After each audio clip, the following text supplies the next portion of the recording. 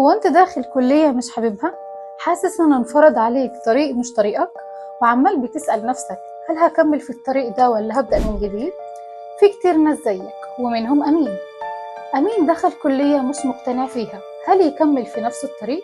لا، أمين قرر يغير طريقه ويبدأ يتعلم الأسباني. أيوة، الإسباني فتحت له طرق للسفر وفرص شغل أحسن ومنح برا مصر. مش بس أمين، TY ساعدت طلبة كتير يغيروا مستقبلهم حرفيا من أول مستوى. مع TY هتتعلمي الأسباني مع محاضرين مصريين وأصليين وبشهادات معتمدة تقدر تشتغل بيها في مصر أو تسافر بيها برا مصر. والحلو طالما إنك طالب جامعي ليك خصم 25% على أول مستويين، يعني هتبدأ من غير أي ضغط مادي. لو كليتك مش مستقبلك ممكن تغيره بنفسك.